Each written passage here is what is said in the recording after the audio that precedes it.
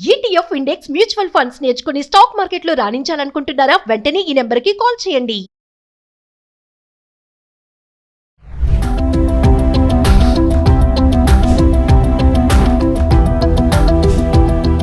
నమస్తే, welcome back to Suman TV. Present మనతో పాటు ఉన్నారు consumers affairs committee chairman Mandari Krishna Reddy గారు. నమస్తే సార్. నమస్తే అమ్మా.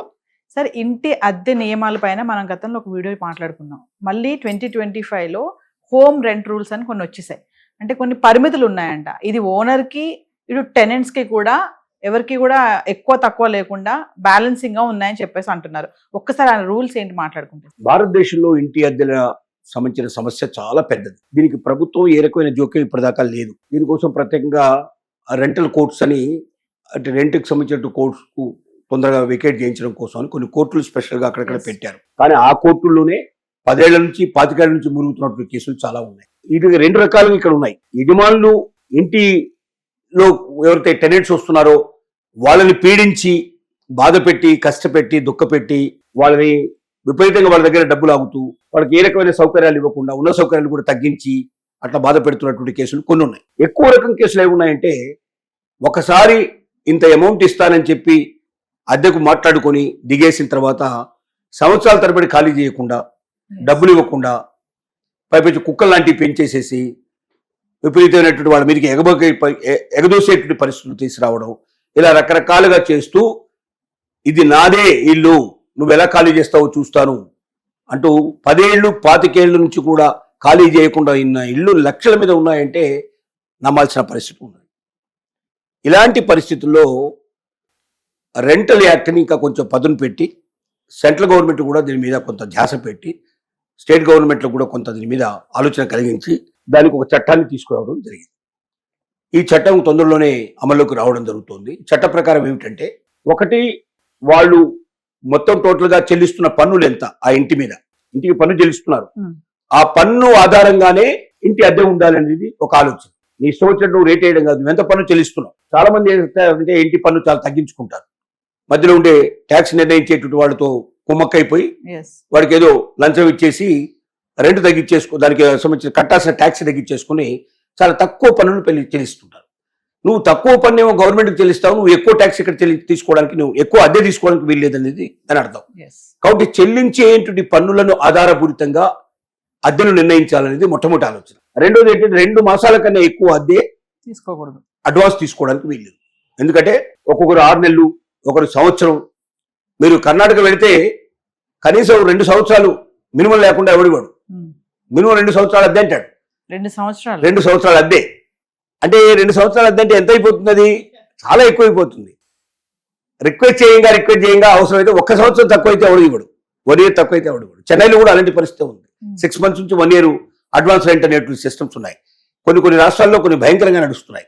సో కొన్ని ఆఫీసు రెంట్లు అయితే ఇంకా భయంకరంగా ఉంటాయి. ఆఫీసులకు ఇచ్చినవి, గోడౌన్స్కి ఇచ్చినవి, ఇట్లాంటివి కమర్షియల్గా ఇచ్చినవి అయితే సంవత్సరం, 2 సంవత్సరాలు, 3 సంవత్సరాలు కూడా తీసుకుంటారు. లీజ్ గా అంటారు. లీజ్ అయినా రెంట్ అయినా పెద్ద తేడా ఏమీ లేదు. లీజ్ లో వచ్చిన కొత్తదనం ఏముంది, రెంట్ లో వచ్చిన పాతదనం ఏమీ లేదు. లీజ్ అన్నా అద్దెైనా అంతే. కొంచెం సుదీర్ఘ కాలంలో తీసుకున్న దాన్ని లీజ్ అని, తక్కువ కాలంలో తీసుకున్న రెంట్ అంటారు. కానీ అక్కడ కూడా లీజులు 6 నెలలకు లీజులు ఇచ్చే ఉన్నాయి, సంవత్సరానికి లీజులు వచ్చినాయి. ఇక్కడ రెంట్ 5 ఏళ్లకు 10 ఏళ్లకు రెంట్ ఇచ్చేవి కూడా ఉన్నాయి. మరి దీన్ని లీజ్ అన్నావా, దానికి రెంట్ అన్నావా, ఏమన్నావు? ఊరికే పేరు పెట్టారు, దాని లీజ్ అనేది రెంట్ పెట్టారు, తేడా ఏమి లేదు. ఏదైనా అద్దెకి ఇవ్వడమే. వీడి ప్రాపర్టీని ఇంకొకరికి అద్దెకి ఇస్తున్నారు, తాత్కాలికంగా వాళ్ళు ఉంటారు, కొంతకాలం ఉపయోగించుకుంటారు, వాళ్ళు వెళ్ళిపోతారు. ఈ పద్ధతిలో జరుగుతుంది. ఇప్పుడు దీంట్లో చేసినటువంటి ఇంకొక ముఖ్యమైన విషయం ఏంటంటే, 3 మాసాల ముందర వాడికి నోటీస్ ఇవ్వాలి.